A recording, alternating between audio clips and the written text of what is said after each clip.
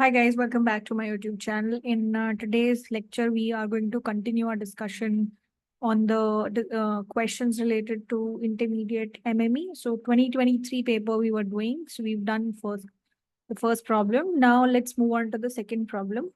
So this is from your 2023 past year paper. So let's start.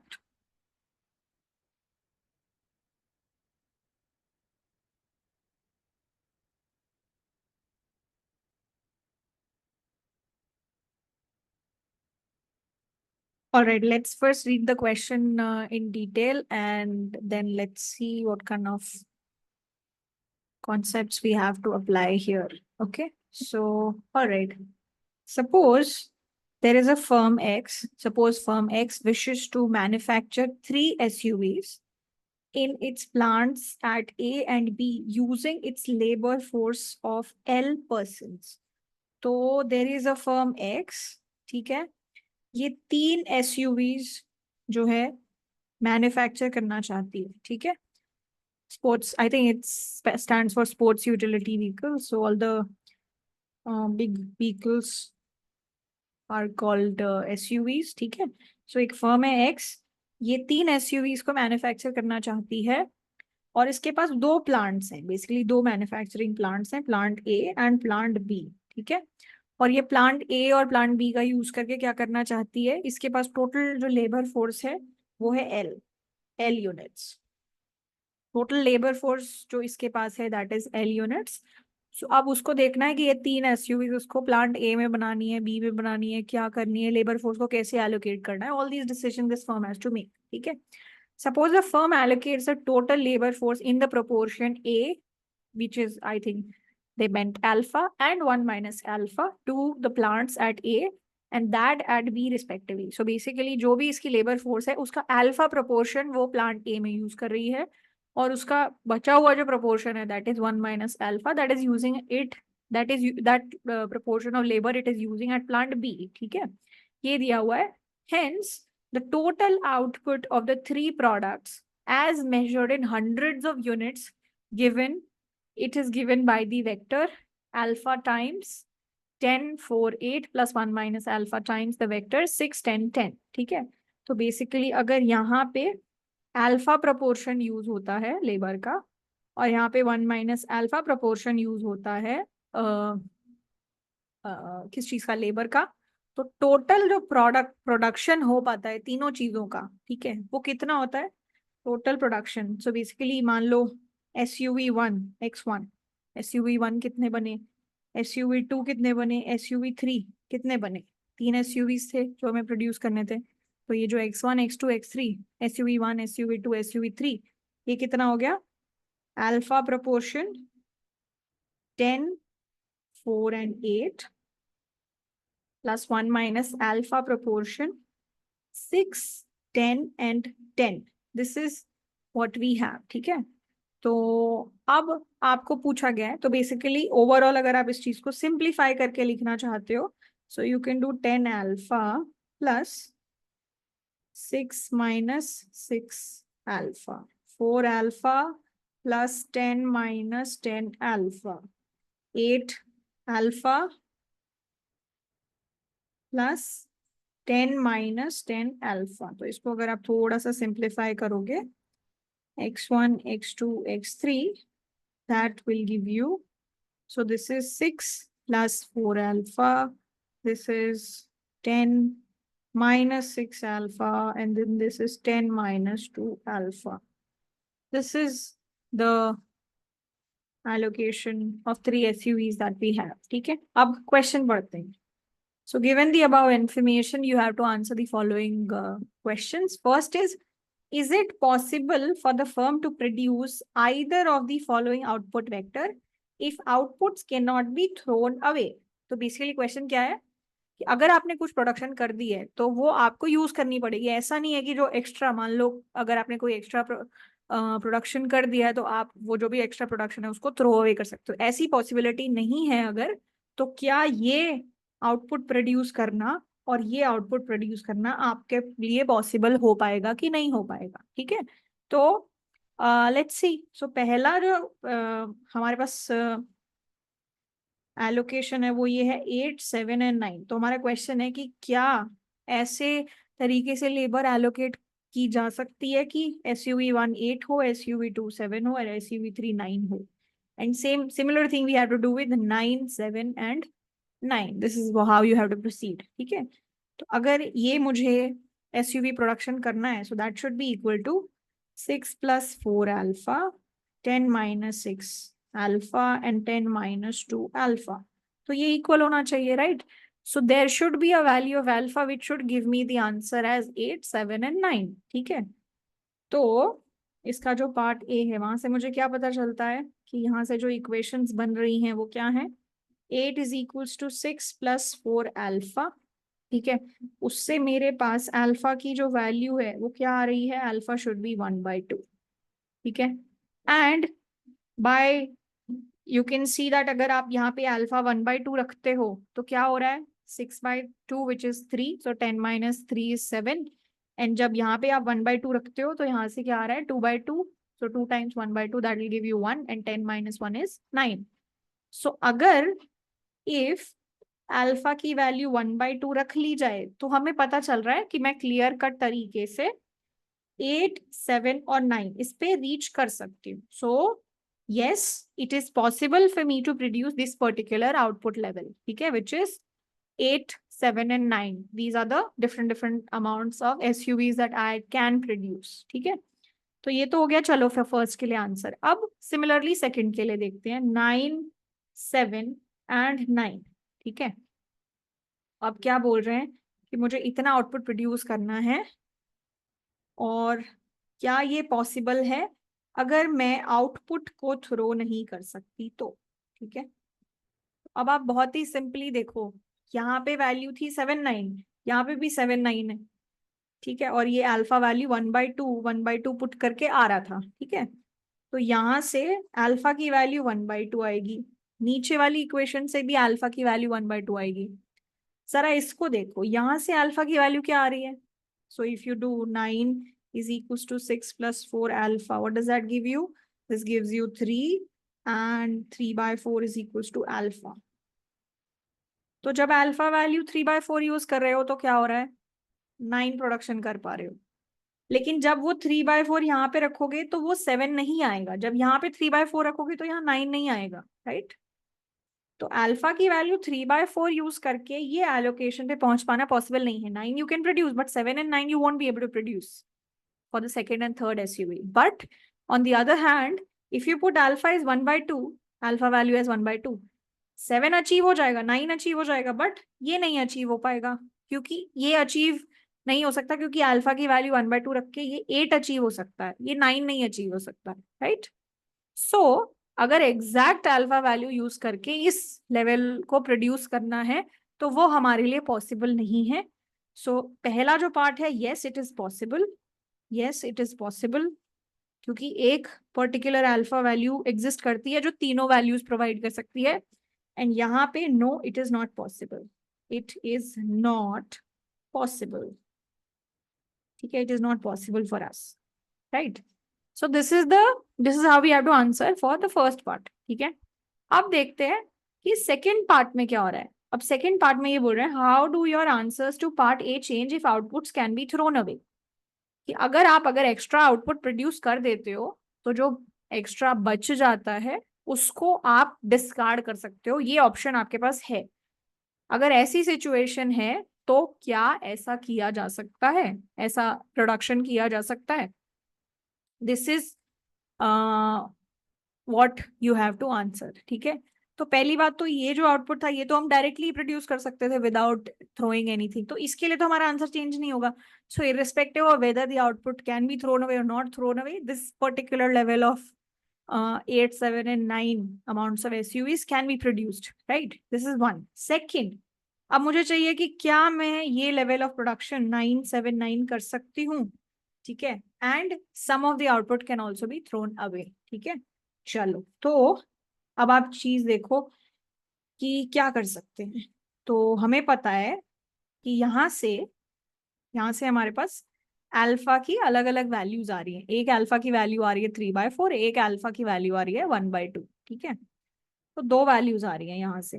Part B जो है उसमें alpha value एक तो आ रही है 3/4, ठीक है। जब अल्फा की वैल्यू 3/4 रखते हो तो पहले पहले टर्म के लिए तो आंसर आ जाता है 9, ठीक है। If alpha is 3/4 we get 9 and 10 minus 6 times 3/4 and 10 minus 2 times 3/4. So ये क्या बन जाता है? That becomes 9 and then this is 2 and 3. So this is actually 9/2, which is 4.5. So this is 5.5 and then this is 2. So 3/2 is 1.5 and इसमें से जब 10 minus कर देंगे तो this is actually 8.5. सो अगर मैं अल्फा वैल्यू 3/4 यूज करती हूँ तो this is the level of production that I can do, ठीक है। एंड अगर मैं अल्फा वैल्यू 1/2 यूज करती हूँ तो आई कैन रीच 1/2 पे, तो I can reach this 8, 7 and 9, ठीक है। तो मैं 8, 7 और 9 इस पे रीच कर सकती हूँ। तो मेरा सीधा सीधा सवाल ये है कि क्या हम लोग इस लेवल को अचीव कर सकते हैं? कोई भी वैल्यू ऑफ अल्फा चलेगी हमें, और एक्स्ट्रा आउटपुट भी हम थ्रो कर सकते हैं अगर सब में क्वांटिटी एक्स्ट्रा एक्स्ट्रा प्रोड्यूस हो रही है तो क्या किया जाए यहाँ पे? What can we actually do? तो हमारे साथ प्रॉब्लम क्या हो रही है ये देखो। जब अल्फा की वैल्यू हम लोग 3/4 रख रहे हैं तो ये तो आप 9 अचीव कर पा रहे हो, ठीक है, लेकिन ये दोनों आपकी वैल्यूज कम हो रही है, ठीक है। यहां से जब अल्फा की वैल्यू 1/2 रख रहे हो तो ये दोनों तो अचीव हो रहे हैं लेकिन ये नहीं अचीव हो पा रहा है, right. So actually, what are you looking for? You are looking for a value such that एक अल्फा की ऐसी वैल्यू ढूंढ रहे हैं हम जिससे क्या हो, ये वाली वैल्यू 9 या उससे बड़ी आ जाए, ये वाली वैल्यू 7 या उससे बड़ी आ जाए, और ये वाली वैल्यू 9 या 9 से बड़ी आ जाए, ठीक है। हम बड़ी क्यों बोल रहे हैं? क्योंकि चाहे एक्स्ट्रा प्रोडक्शन आप कर रहे हो लेकिन उसकी वजह से फिर आप क्या करोगे, जो भी एक्स्ट्रा एक्स्ट्रा मान लो प्रोड्यूस हुआ उसको हम फेंक देंगे। हमें जितना चाहिए होगा सिर्फ हम लोग उतना रखेंगे, ठीक है। तो actually what are you looking for? What are you looking for? You are looking for ऐसी कोई alpha value such that, so what are you looking for? You looking for a value of alpha such that ये जो 6 + 4 alpha है ये greater than equal to 9 हो, ठीक है। Similarly ये जो 10 - 6 अल्फा है ये ग्रेटर देन इक्वल टू 7 हो, और ये जो 10 - 2 अल्फा वैल्यू है ये ग्रेटर देन इक्वल टू 9 हो। This is what you want, right. तो अब ऐसी कोई अल्फा वैल्यू एग्जिस्ट करती है क्या जो इन तीनों चीजों को सेटिस्फाई कराती है? अगर करती है तो निकाल लो, नहीं निकलती है तो फिर सीधा सीधा हम बोल सकते हैं कि ऐसा पॉसिबल ही नहीं है, ठीक है। कि even if you allow us to throw some extra item also, even then it is not possible, right. तो यहाँ से अल्फा की जो वैल्यू बन के आ रही है 4 alpha greater than equal to 3, so alpha should be greater than equal to 3/4 according to this. अगर 9 से बड़ा करना है पहला एसयूवी तो अल्फा की वैल्यू 3/4 या उससे बड़ी होनी चाहिए। यहाँ पे क्या होना चाहिए? सो यहाँ पे जब आप करोगे तो if you bring 3 here and then 6 alpha here, what does that tell you? कि अल्फा जो है वो किससे कम होना चाहिए? Alpha should be less than equal to 1/2। ये क्या बोल रहे हैं? अल्फा की वैल्यू 1/2 या उससे छोटी होनी चाहिए।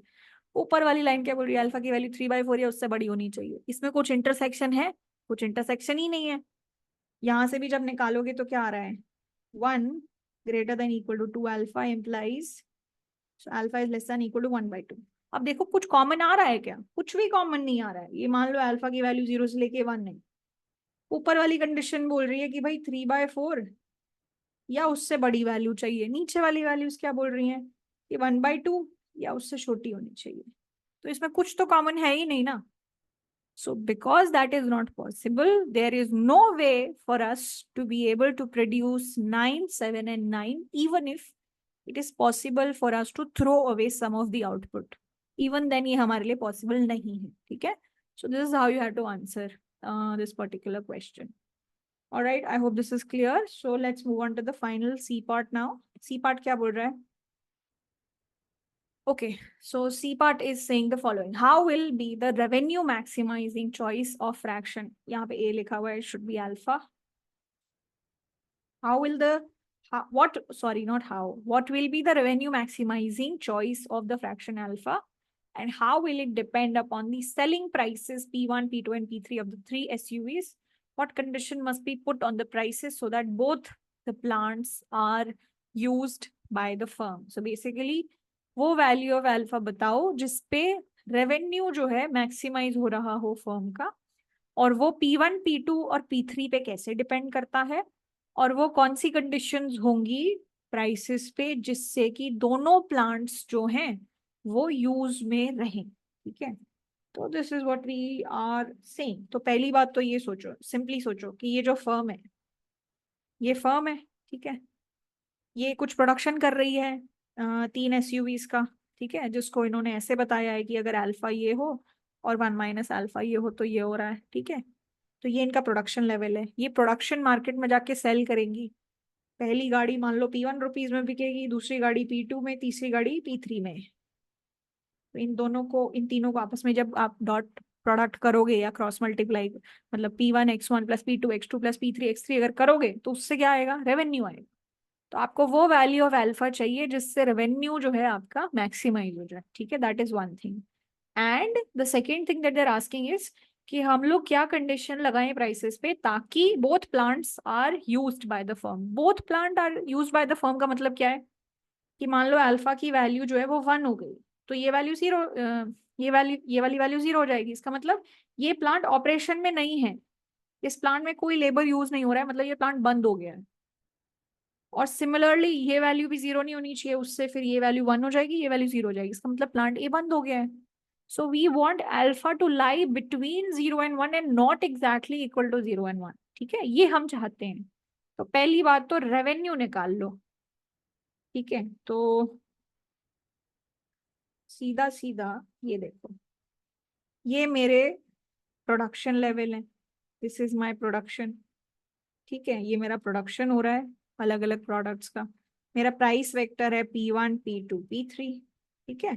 तो मेरा रेवेन्यू क्या होगा, what is going to be my revenue, पहला प्रोडक्ट इंटू उसका प्राइस प्लस दूसरा प्रोडक्ट उनका इंटू उसका प्राइस प्लस तीसरा प्रोडक्ट उनका मल्टीप्लाइड बाय उसका price, right. So P1 times 6 + 4 alpha, ठीक है, पहली चीज, plus 10 - 6 alpha times P2 plus 10 - 2 alpha times P3। ये मेरा रेवेन्यू हो गया, ठीक है। अब रेवेन्यू को थोड़ा सिंप्लीफाई करो। अब यहाँ पे क्या हो गया, 6P1 plus 4P1 alpha plus 10P2 -6P2 alpha plus 10P3 -2 alpha P3, ये हो गया। अब देखो अल्फा कहाँ कहाँ पे, अल्फा यहाँ पे है, अल्फा यहाँ पे है और अल्फा यहाँ पे है, बाकी सब नॉर्मल है। तो ये क्या है, 6P1 plus 10P2 plus 10P3, and then alpha वाली टर्म्स यूज करो, ठीक है, विच इज दिस, ठीक है। अच्छा, तो ये क्या हो गया, 4P1, ठीक है, -6P2, ठीक है, फिर -2P3, और इधर मल्टीप्लीकेशन में क्या हो गया, अल्फा। ये क्या है, मेरा रेवेन्यू, ठीक है ना, ये मेरा रेवेन्यू है।